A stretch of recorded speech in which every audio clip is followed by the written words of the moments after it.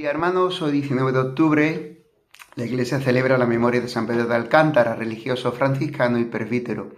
Cuando contemplamos a San Pedro de Alcántara nos acercamos a un amigo de Dios que gustó de la vida de mortificación y con su ejemplo convirtió a muchos, incluso también a santos. El verdadero nombre de San Pedro de Alcántara era Juan Garavito o Garavita de Sanabria y Maldonado. Nació en Alcántara, en Extremadura, Cáceres, en 1499. Su padre era abogado y el gobernador de la localidad, mientras que su madre provenía de muy buena familia y ambos eran piadosos y con muchas cualidades y virtudes. Al morir su padre, Pedro fue a estudiar a la Universidad de Salamanca, pero la abandonó para ingresar a la orden franciscana menor en el convento de Manjeretes, en las montañas entre España y Portugal, ya que le llamaba el espíritu de penitencia de los observantes que llevaban una vida más rigurosa. San Pedro de Alcántara fue muy bueno en sus oficios, aunque bastante distraído. Se cuenta una anécdota que dice que un día su superior le llamó la atención porque llevaban 6 meses sin tomar fruta. Él estaba al cargo del refectorio y él se disculpó porque nunca había encontrado fruta, aunque la verdad era que colgaban del techo enormes racimos. El motivo era que él nunca levantaba la cabeza para mirar a lo alto, sino siempre hacia el suelo. Cuando se mortificaba tanto, perdió absolutamente el sentido del gusto. En cierta ocasión encontró en su plato vinagre salado y se lo tomó creyendo que era sopa. La piel que le servía de cama era usada para ponerse de rodillas y orar de rodillas buena parte de la noche, y también su dormir era de la postura de sentado. Dormía sentado con la cabeza contra la pared.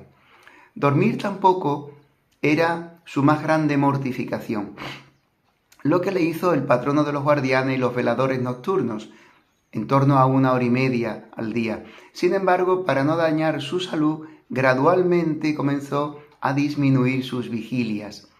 Con 22 años y sin ser todavía sacerdote, sus superiores le enviaron a fundar un pequeño convento en Badajoz. Al cabo de unos años, en 1524, fue ordenado presbítero y lo destinaron a la predicación. San Pedro daba gran ejemplo observando rigurosamente los consejos evangélicos. Su pobreza era tal que, teniendo un solo hábito, esperaba desnudo en un rincón del huerto cuando se lo remendaban o lo lavaban. Además de su talento natural y de sus conocimientos, Dios le había favorecido con la ciencia infusa y el sentido de las cosas espirituales, de tal manera que su sola presencia era ya una predicación que llamaba a conversión a los pecadores. Impresionante. En la soledad del convento de La Lapa escribió su famoso libro de oración, Tratado de Oración y Meditación, tan apreciado por Santa Teresa de Jesús, Fray Luis de Granada, San Francisco de Sales y otros, donde narró su propia experiencia del amor divino. Frecuentemente entraba en éxtasis, que duraban largo tiempo y estaban acompañados de otros fenómenos extraordinarios.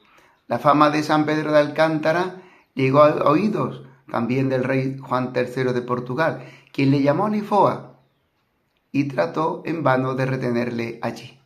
En 1538 el santo fue elegido ministro provincial de los frailes de la estricta observancia de la provincia de San Gabriel, en Extremadura. En este tiempo redactó una regla aún más severa que la que ya existía, pero encontró fuerte oposición en sus hermanos, lo que le hizo renunciar a su cargo y fue a reunirse con Fray Martín de Santa María, quien interpretó la regla de San Francisco como un llamamiento a la vida eremítica.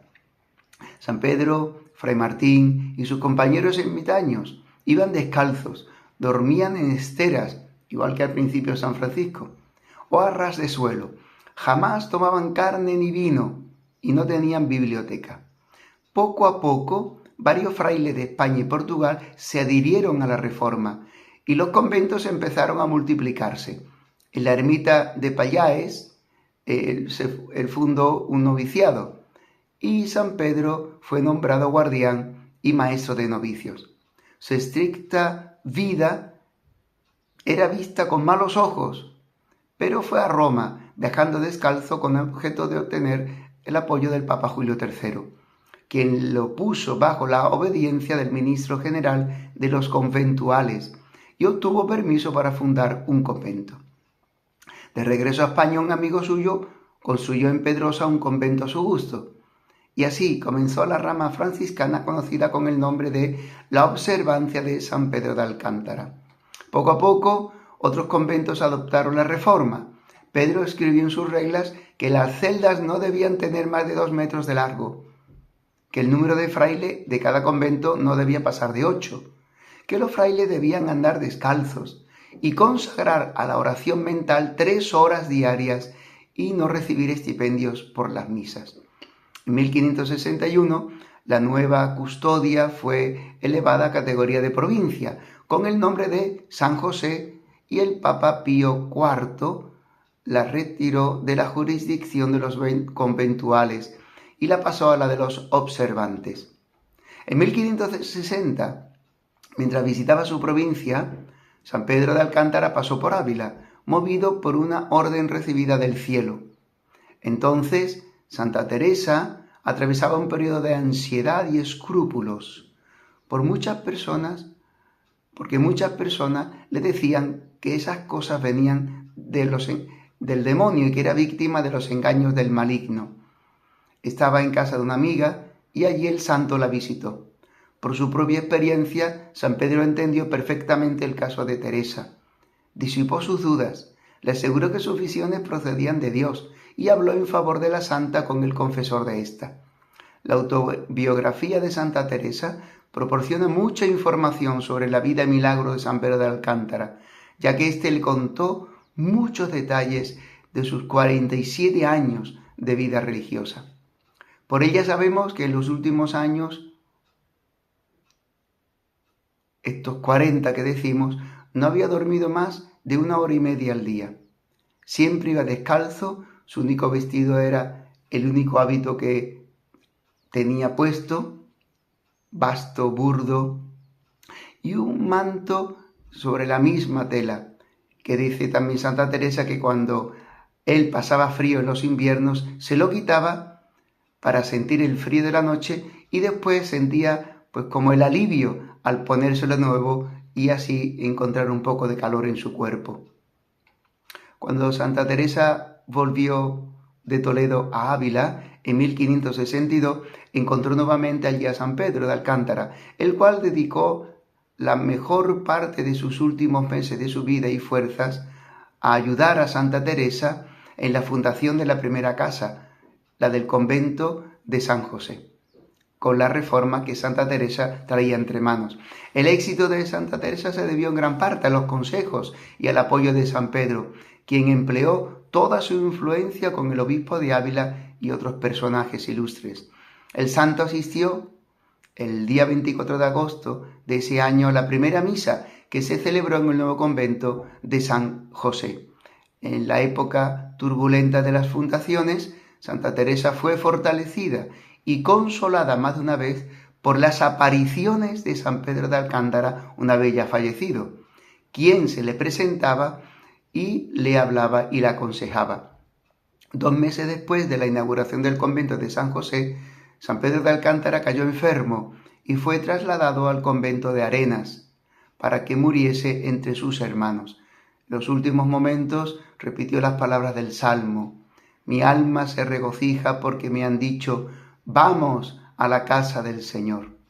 Enseguida se arrodilló y, deshecho por tantas penitencias, moría en esa actitud arrodillado en Arenas de San Pedro el 18 de octubre de 1562. Posteriormente Santa Teresa escribió: después que murió San Pedro de Alcántara, el Señor ha tenido a bien que me aproveche más que cuando vivía, ya que me ha ayudado y aconsejado en muchos asuntos, y le he visto frecuentemente en la gloria. Nuestro Señor me dijo una vez que escucharía muchas peticiones que le hiciesen en honor de San Pedro de Alcántara. Yo le he encomendado que me obtenga muchas cosas de nuestro Señor, y todas mis peticiones han sido oídas. San Pedro de Alcántara fue canonizado en 1669. San Pedro de Alcántara, ruega por nosotros. ¡Feliz día, hermanos!